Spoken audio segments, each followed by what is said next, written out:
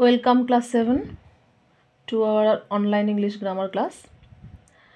আজকে তোমাদেরকে আমি একটু কনজাংশন নিয়ে আলোচনা করে দেখাবো। তোমরা আগেই কনজাংশন সম্পর্কে শুনেছো বা জেনেছো। কনজাংশন হলো সংযোজককারী অব্যয়। সংযোজককারী অব্যয় বলতে যে অব্যয় সংযোজক করে, অর্থাৎ কোনো কিছুকে যুক্ত করে। এবার তাহলে কি সে কাকে যুক্ত করছে?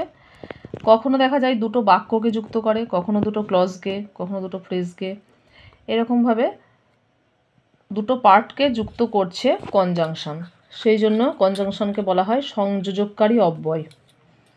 আমি এখানে লিখছি বাংলাটা, সংযোজক।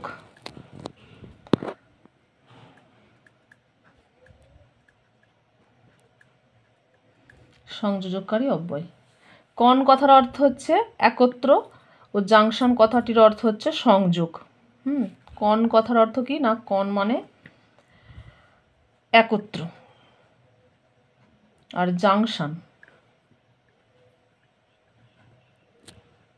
জাংশন কথার অর্থ হচ্ছে সংযোগ। তাহলে কি দাঁড়াচ্ছে না, যেটা একত্রে সংযোগ করছে সেটাই হচ্ছে কনজাংশন। ওকে, এবার আমি কয়েকটা উদাহরণ দিয়ে তোমাদেরকে দেখাবো। দেখো, আমি কয়েকটা বাক্য লিখছি। Do or die. Do or die, করো অথবা মরো। তাহলে দেখো, করো একটা ওয়ার্ড, অথবা মরো। তাহলে করো এবং মরো এই দুটো ওয়ার্ডকে কে যুক্ত করছে? অর। তাহলে অর হলো কনজাংশন। আবার দেখো, two and two make four. Two and two, তাহলে দেখো টু এটা একটা পার্ট, টু এদিকে একটা পার্ট, তাহলে টু অ্যান্ড টু এটাকে কে যুক্ত করছে না? অ্যান্ড।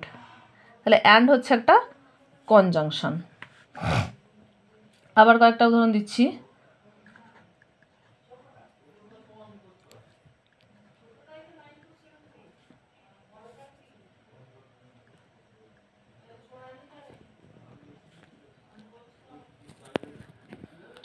আলো can dance as well as Singh. আলো নাচতে পারে, এর সাথে গাইতেও পারে। তাহলে আলো can dance as well as Singh, তাহলে এই যে আলো নাচতে পারা এবং গাইতে পারা এই দুটো ব্যাপারকে যুক্ত কে করছে? As well as. তাহলে এখানে অ্যাজ ওয়েল অ্যাজ হচ্ছে কনজাংশন।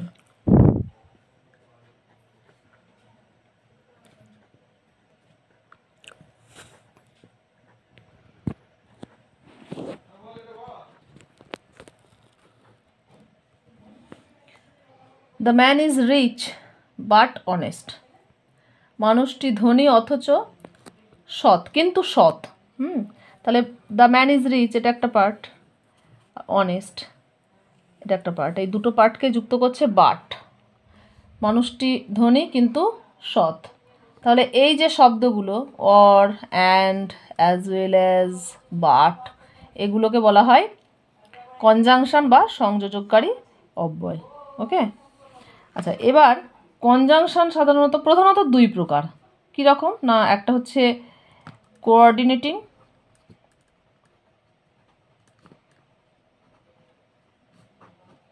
আর একটা হচ্ছে সাবঅর্ডিনেটিং।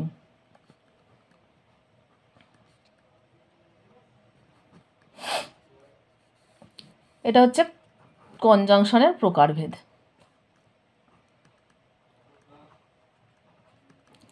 কোঅর্ডিনেটিং কনজাংশন কি?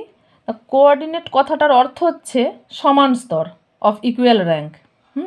তাহলে র্যাঙ্ক এবং ইম্পর্টেন্সের দিক থেকে ইকুয়াল বা সমান স্তরে বাক্য দুটোকে থাকতে হবে। যখন দুটো বাক্য র্যাঙ্ক এবং ইম্পর্টেন্সের দিক থেকে একই থাকে, সমান থাকে, তখন আমরা সেটাকে বলি coordinating conjunction. They are independent, not dependent on other. আর সাবঅর্ডিনেটিংটা কি না, সাবঅর্ডিনেট কথাটার অর্থ হচ্ছে অধীনস্থ, কোনো কিছুর অধীনে। যখন কোনো একটা বড় বাক্যের দুটো অংশ থাকে, তো স্বাধীন বাক্যকে কি বলা হয়? মেন ক্লজ বা প্রিন্সিপাল ক্লজ। আর ওই বাক্যের বাকি যে অংশ যেটা সম্পূর্ণ অর্থ প্রকাশটা করতে পারে না এবং প্রধান বাক্যের ওপর অর্থগতভাবে নির্ভরশীল থাকে তাকে তখন সাবঅর্ডিনেট ক্লজ বা নির্ভরশীল বাক্যাংশ বলে, এবং এই দুটো ক্লজ এর সংযোজককারীকে বলা হয় সাবঅর্ডিনেটিং কনজাংশন। এই কোঅর্ডিনেটিং কনজাংশনের কে আবার লিঙ্কার বলা হয়। যেমন ধরো and, but, so, or, therefore, নর, দেন, ইয়েট। এর কয়েকটা উদাহরণ কি এক্সাম্পল? সাধারণত যেগুলো থাকে কি থাকে না, অ্যান্ড, বাট, অর, দেয়ারফোর, এইসব থাকে, আরও অনেক কিছু থাকে। আচ্ছা, এগুলো তোমরা আরও উঁচু ক্লাসে ডিটেলসে পড়বে, আপাতত কয়েকটা আমি লিখছি এখানে। বা আরও ধরো অ্যাজ ওয়েল অ্যাজও থাকে, বোথ, তারপর ওই নট অনলি বাট অলসো, এগুলো থাকে, এইসব থাকে সাধারণত। আচ্ছা, আর এই সাবঅর্ডিনেটিংয়ে এক্সাম্পল কয়েকটা আপাতত তোমাদেরকে দিয়ে রাখি। এতে কি থাকে দেখো, সাধারণত থাকে because, since, if, as, after, বা এই তোমার ওই হোয়ার, হোয়াই, হাউ, হোয়েন ইত্যাদি এগুলো থাকে। যাই হোক, এটসেট্রা। এগুলো হচ্ছে এই এক্সাম্পলগুলো কোঅর্ডিনেটিং কনজাংশনে, অর্থাৎ যখন দুটো ক্লজ বা দুটো বাক্য, দুটো ফ্রেজ যখন ইকুয়ালি ইম্পর্টেন্সের দিক থেকে ইকুয়ালি থাকে, ইকুয়ালি র্যাঙ্কের দিক থেকে ইকুয়ালি থাকে, তখন সাধারণত আমরা এই কনজাংশনগুলোকে ব্যবহার করি। সেগুলো হচ্ছে কোঅর্ডিনেটিং কনজাংশন। আর সাবঅর্ডিনেটিং কনজাংশন হচ্ছে এগুলো হচ্ছে যখন ওই যখন কি হয় না, স্বাধীন বাক্যের যখন করেন আর কি, স্বাধীন বাক্যের অর্থ যখন প্রকাশ করতে পারে না, নির্ভরশীল বাক্যাংশগুলোকে যখন সংযোজক করে, তখন সেগুলো হচ্ছে সাবঅর্ডিনেটিং কনজাংশন। আচ্ছা, আশা করি তোমরা বুঝতে পারছো এগুলো। এবার কয়েকটা তোমাদেরকে উদাহরণ দিয়ে যেগুলো দেখাবো, সেটা হচ্ছে কীরকমভাবে ব্যবহার হয় কনজাংশনের ব্যবহার সেন্টেন্সে। দেখো, যেমন দেখো,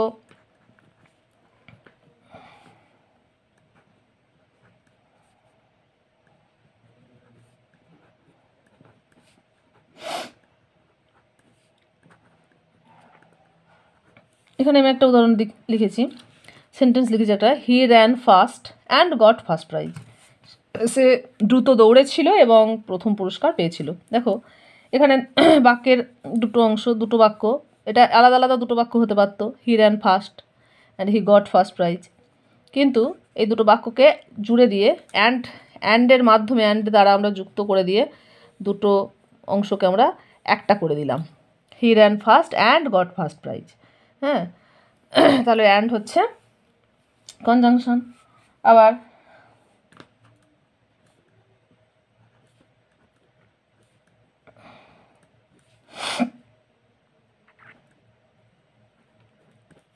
টেন অ্যান্ড 10 মেক 20, 10 10 20 হয়।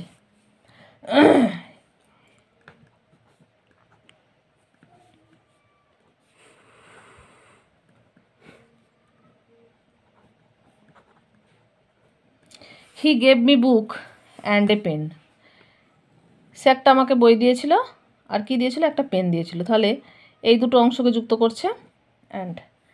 এগুলো কি না বাক্যেতে কনজাংশনের ব্যবহার, এইভাবে আমরা ব্যবহার করি।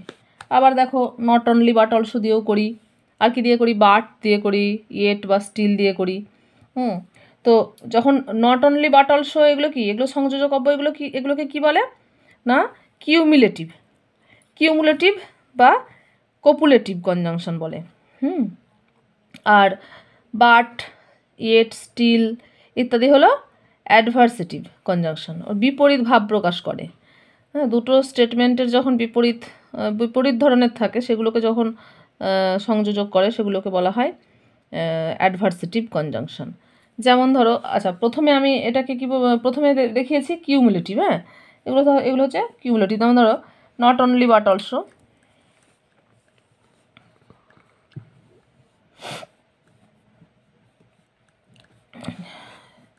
একটা উদাহরণ দিচ্ছি। হি is not only a good student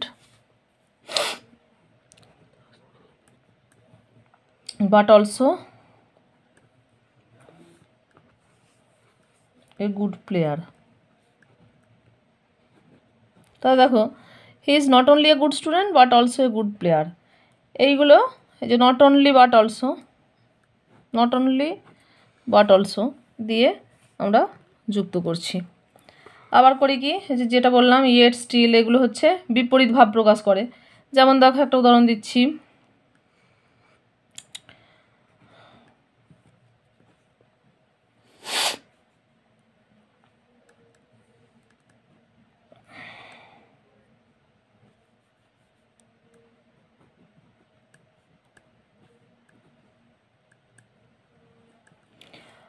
Amar tried hard yet he failed. Amar খুব চেষ্টা করলো, কঠিন পরিশ্রম করলো, তথাপি সে ফেল করলো। তাহলে দেখো, তার কঠিন চেষ্টা সত্ত্বেও সে ফেল করলো, দুটো বিপরীত ভাব প্রকাশ করছে। সেই জন্য এই ইয়েট এইগুলো দিয়ে যখন আমরা করি সেগুলোকে কি বলা হয়, অ্যাডভার্সেটিভ কনজাংশন। আবার দেখো এই যে ডু অর ডাই, যেটা এখানে লিখেছি ওপরে ডু অর ডাই, আবার লিখেছি,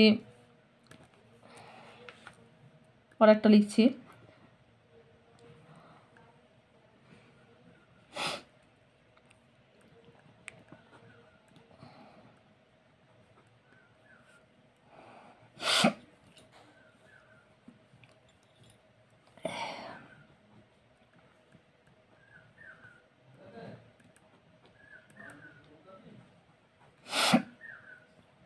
learn English or you will be in difficulty. Learn English or you will be in difficulty, or এগুলো হচ্ছে লিঙ্কার।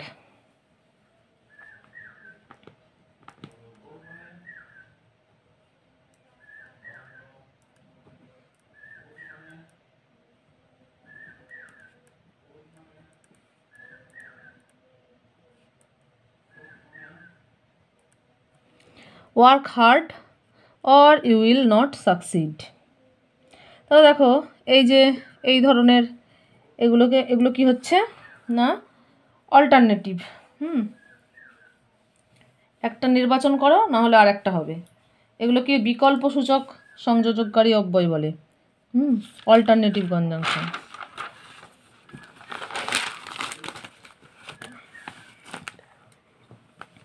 যেমন আমি কয়েকটা উদাহরণ দিচ্ছি, হি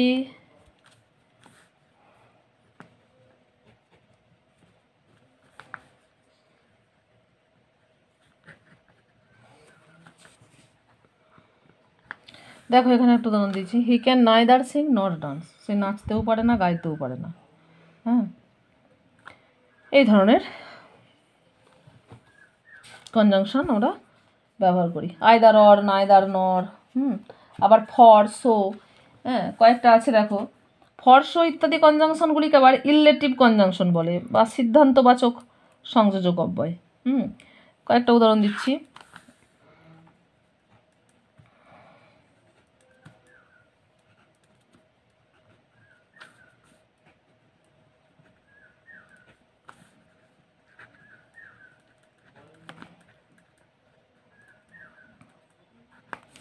I will not go to school for it is raining.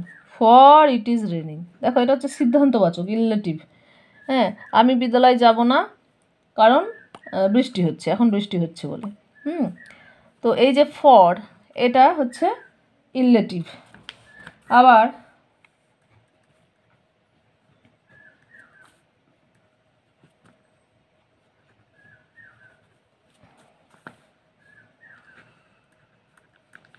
এটাও হতে পারে, I must use umbrella for it is raining. এখন বৃষ্টি হচ্ছে তাই আমি অবশ্যই ছাতা ব্যবহার করব, এই ধরনের। আবার হয়তো এটা হতে পারে, go to the last bench for there is no seat here. এই ধরনের। আবার শো দিয়েও করি আমরা। শো দিয়ে যেমন ধরো, শো দিয়ে করি কী রকম, যেমন একটা উদাহরণ দিচ্ছি,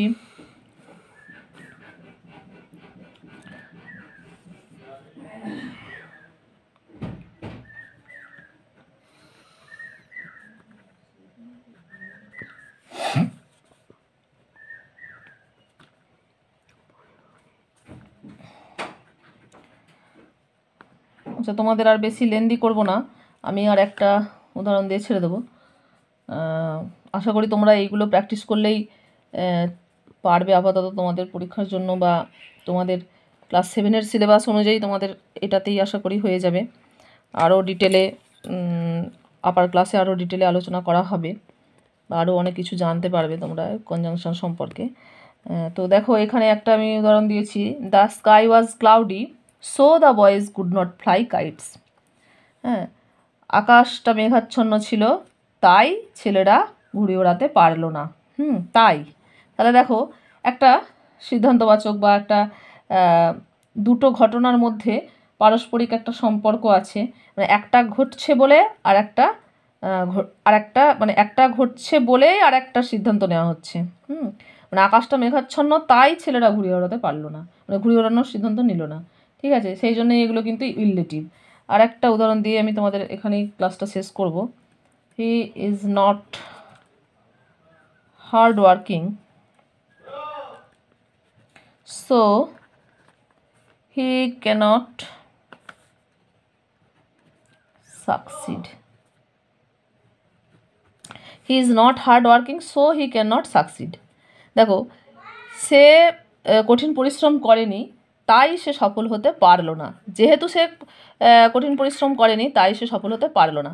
সো তাহলে দেখো এখানে ফর, সো এই ধরনের কনজাংশনগুলোকে আমরা বলি ইললেটিভ কনজাংশন। আপাতত তোমাদের ক্লাস এই পর্যন্তই। ক্লাসটা অবশ্যই ভালো করে ফলো করো, উদাহরণগুলো আরও তোমরা নিজেদের বই থেকে আরও উদাহরণগুলো দেখো। আশা করি কনজাংশন সম্পর্কে তোমাদের একটা ধারণা তৈরি হবে। ঠিক আছে, আজকের ক্লাস এই পর্যন্তই। ভালো থেকো।